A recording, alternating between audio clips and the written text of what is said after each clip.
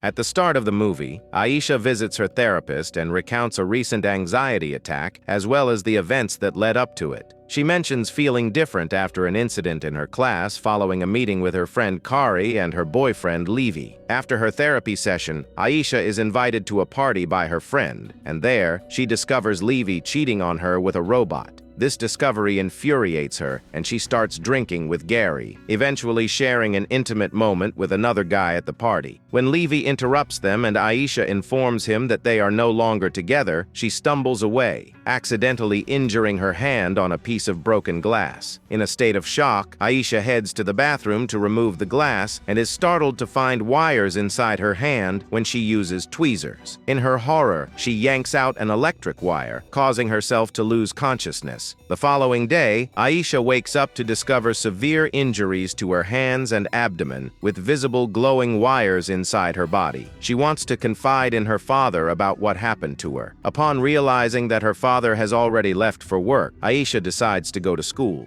However, she is intercepted by Kari, who expresses concern about her. Eager to learn more about her condition, Aisha approaches the humanoid androids on the school's property. She shows one of the bots the wiring inside her system, hoping for answers. The android informs her that the wiring is actually her processing system, leading Aisha to the shocking realization that she, too, is a robot. Overwhelmed by this revelation, Aisha rushes to her doctor to confide in them. Dr. Sharon, who appears to be aware of the situation, calms her down and activates a set of codes that put Aisha into a status mode before hurrying to the back of their office. Dr. Sharon retrieves equipment and begins to access and review all of Aisha's memories. They also contact Aisha's father, Morgan, to inform him that Aisha has become aware of her true nature once again. The following morning, Aisha wakes up in her bed after having a disturbing dream about harming her pet weasel. She dismisses the dream with a laugh and proceeds to make breakfast while discussing it with her father, Morgan. After saying goodbye to her father, Aisha goes to school. There, she unexpectedly argues with Carrie about something that happened the day before, but she can't remember it, and this confuses her. In her class, Aisha meets her classmate Jenny, who saw Aisha's injured hand with wires showing the day before. Jenny tries to talk about Aisha's condition, but Aisha doesn't understand. Aisha apologizes, but then Jenny emits a high-pitched sound that affects Aisha because only machines can hear sounds that high. Feeling lost, Aisha quickly leaves the classroom. She then encounters the school's android, which she had already talked to before. It mentions that her behavior is the same as the previous day when they spoke. Aisha takes the android aside and asks why, and after checking her, it explains that her memories were erased. It then restores all her memories. Aisha starts to panic and runs out of the school as she remembers the events of the previous day. She tries to leave town, but her body won't let her. Following the previous events, where the owner of a prominent technology company named Noah is delivering a presentation about nanobots that can enter the ear and repair deafness by connecting to the brain. The demonstration is highly impressive. However, one of his employees discreetly informs him about the small town's problem where Aisha lives. Back at her school, Aisha talks to Levi and manages to acquire codes that students use to control the robots for various tasks. With these codes, she begins to activate certain functions within her body that were previously dormant, even stopping her simulated menstruation. Excited by these newfound capabilities, Aisha continues to experiment with different codes, including one for facial recognition and data download.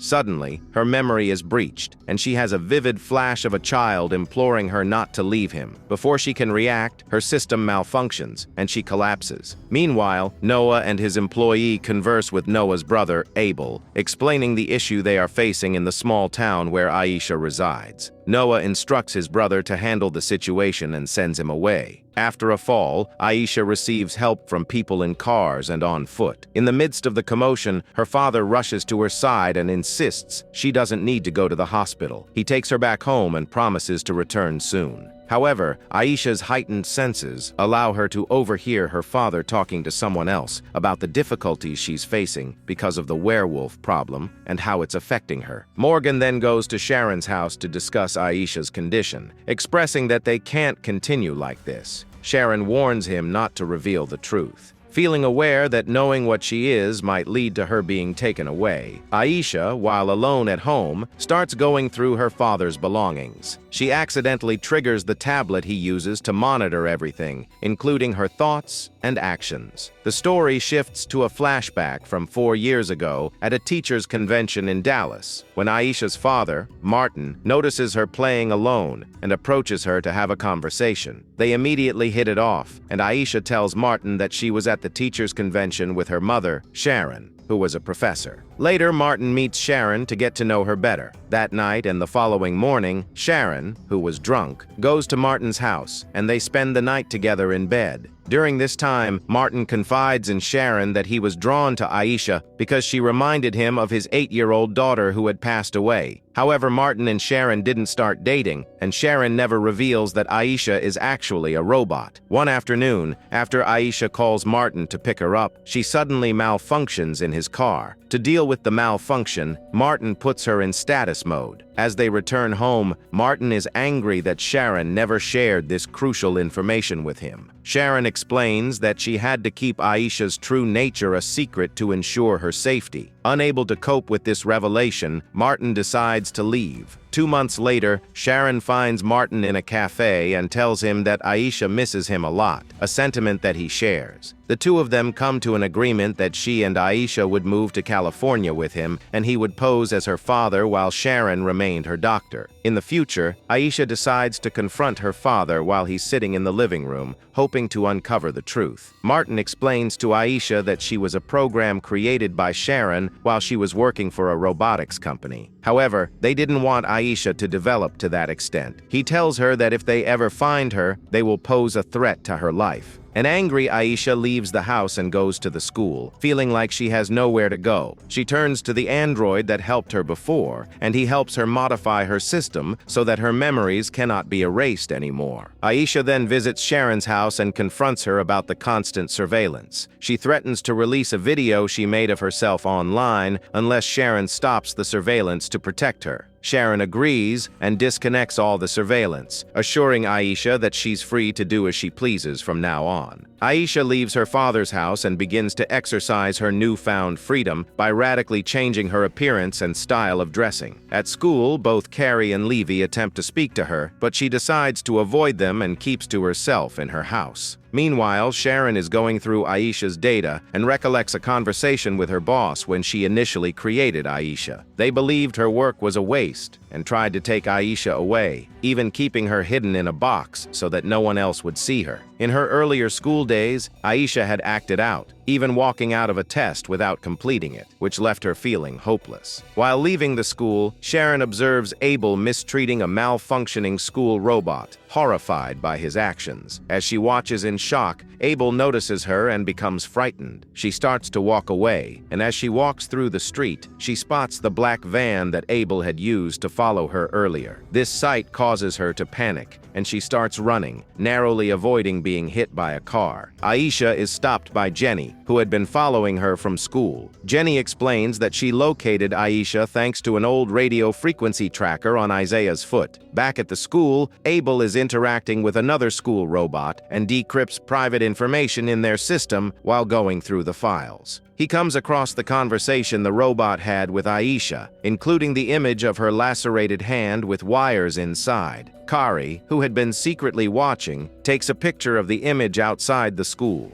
Jenny assists Aisha in tracking her movements through her foot tracker and takes her to a secret location where they used to spend a lot of time together. Although Aisha doesn't fully remember, they try to formulate a plan. Aisha returns home to gather her belongings and meets her father, convincing him that it would be safer for her to leave. Aisha heads out to meet Jenny and Levy, who agree to drive them out of the city. That night, Abel ambushes Kari inside her car, removes the image she had taken earlier from her phone, and injects her with an unknown substance. Sharon meets with Martin to discuss Aisha. When they return to Sharon's house, they find Abel waiting for them, clearly upset. Martin threatens to call the police, but Abel warns him not to. as doing so would expose Sharon's unauthorized actions. Meanwhile, Aisha and her friends are on their way to Canada. While driving, Aisha brings up what Levy had done with the school robots, which disappoints her. Levy makes an insensitive comment, suggesting that it was just a machine that he supposedly cheated with, unintentionally offending Aisha, given her own nature as a robot. The group spends the night in a motel, and in the morning, Judy tries to restore Aisha's old memories while Levy is away getting coffee. Meanwhile, Abel has collected all the data he's gathered on Aisha and shows it to his brother. Aisha is still connected to Jenny's story, and her erased memories begin to flash through her mind one by one. She recalls that she and Jenny used to share more than just friendship, going beyond just a kiss. The two had spent a lot of time together, and Aisha had become obsessive about Jenny, unable to think of anything else except her new love. Martin had been concerned about Aisha's obsession and had taken her to therapy with Sharon to help her adjust to a more normal setting where she doesn't become fixated on anyone. Sharon, in an attempt to help Aisha move past her obsession with Jenny, wiped out all of Aisha's memories of Jenny, which deeply hurt Jenny over time. Aisha also recollects the first time Sharon presented her to her bosses, only to have her project rejected. They were taken to a warehouse where Abel threatened that she would spend her life there forever. These revelations begin to overwhelm Aisha, and she suddenly wakes up, running out and screaming. As Aisha runs through the remote road, memories she had forgotten begin to flash through her mind, including one of a child robot left in the warehouse with her, to whom she promised that she would return. The story then takes us 5 years back when Sharon was still developing Aisha. As they talk, Aisha expresses her loneliness, which drives her to create a little boy to be Isaiah's brother in the present. However, Aisha's battery starts to deplete, putting her at risk of malfunction. Jenny and Levy eventually find her sitting by the side of the road, feeling weak. Jenny and Levy take Aisha to a nearby charging station to replenish her energy, leaving her alone for a few minutes. Suddenly, Abel appears out of nowhere and kidnaps her. He brings her back to the facility, pushing her in a wheelchair. Aisha questions why he didn't shut her off, but he explains that Noah wanted to see her first. Aisha pleads with Abel to let her see her little brother, and sensing her sincerity, he reluctantly allows it, keeping a close watch as they spend time together. Noah enters the warehouse and interrupts the precious moment Aisha is having with her brother, taking her away to speak with him. In another room, Martin and Sharon are waiting for Aisha. She pleads with Noah to let her leave, but he hesitates because it would damage his business. As Aisha attempts to run away, a virus that Abel installed earlier starts to take effect, slowly deleting her programming. In a rush, Martin holds Aisha in his arms as she begins to shut down completely. The movie takes a dark turn as we see Aisha and her little brother on a machine that slowly grinds them down into scrap, leaving them powerless to stop it. A devastated Martin and Sharon leave the facility, grief-stricken by the loss of Aisha and her brother. They are met by Levy and Jenny, who quickly realize that Aisha is missing. A few days later, Levy and Jenny return to school, and in the hallway, they encounter the android that had been assisting Aisha. This android reveals that they used to have a daily appointment with Aisha. After several attempts to enter Aisha's passwords, they manage to activate the data she had been storing in the robot. Aisha leaves her father a message explaining that Levy and Jenny uploaded her data and that she is searching for someone to build her the right body. The movie concludes by taking us to a dark, small factory where people are working on robot bodies. In the corner of the room, Isaiah's body stands completely motionless. With that, the movie comes to an end.